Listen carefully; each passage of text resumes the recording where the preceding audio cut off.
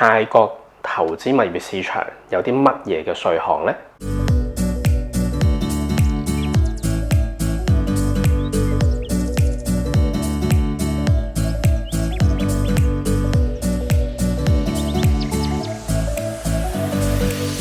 究竟泰國你投資喺泰國有啲乜嘢嘅稅項係需要注意嘅呢？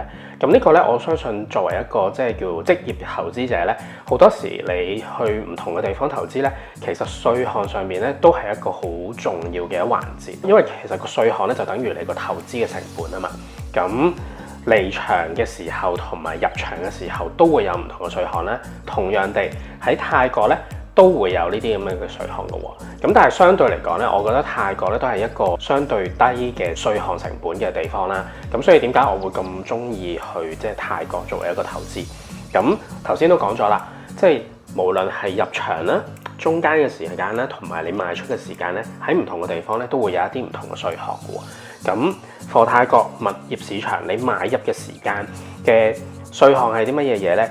有一個叫做 transfer fee 啦 ，transfer fee 咧就係1% 係賣家俾，1% 咧就係賣家俾 seller 俾。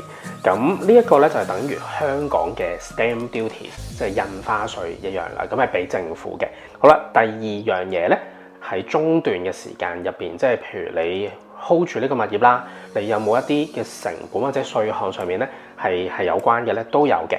咁喺2019年嘅時候咧，泰國政府咧就新出咗一個叫做 Property and Land Tax。咁呢一個咧，其實就係喺2019年先至正式係叫做落實要收嘅。咁好多我即係喺當呢一個即係稅項出嘅時候咧，我身邊問好多泰國嘅朋友咧，連佢哋自己咧都唔係好清楚。咁啊，政府咧就係 launch 咗呢一個即係叫做稅項好耐㗎啦。咁即係一段時間啦。咁但係咧，佢哋真係點樣去執行咧？其實又唔係好知啦。點樣交又唔係好知啦。咁最終咧，咁都係揾到即係泰國各方面嘅朋友咧，就去幫手去即係叫做去解決呢一樣嘢啦。咁因為真係好多朋友都會問，喂，咁究竟係咪有 property tax 啊？咁究竟係咪個稅率好高啊？咁其實咧，2019年推出嘅時候咧，正值就係呢一個即係叫做 Covid 嘅時間啦。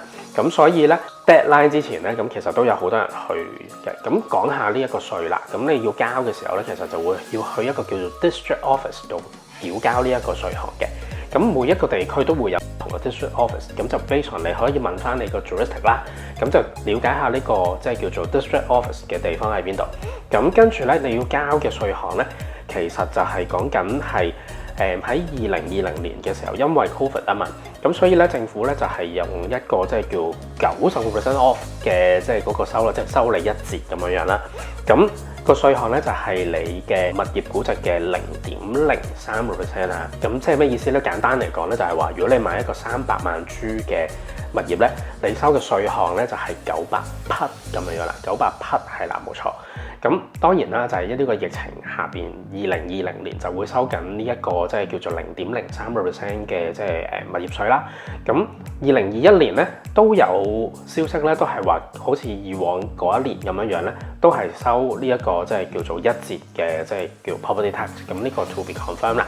好，咁呢個咧就係中間入邊我哋即係要持有個物業嘅時候，你要繳交個稅項啦。到你要賣出嘅時間啦，賣出嘅時間咧，都係同樣地，你要俾 stamp duties 嘅。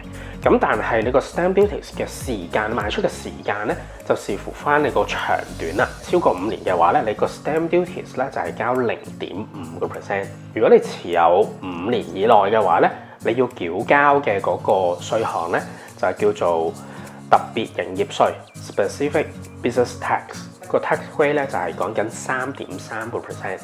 咁都係比上嗰個估值啦。除咗呢啲 tax 之外，仲有冇嗰啲叫做好坊間有好多時都會聽到一個 terms 叫做資產增值稅，即係你如果賺咗錢嘅話，使唔使交稅咧？咁喺泰國咧，其實係冇呢一個稅項嘅。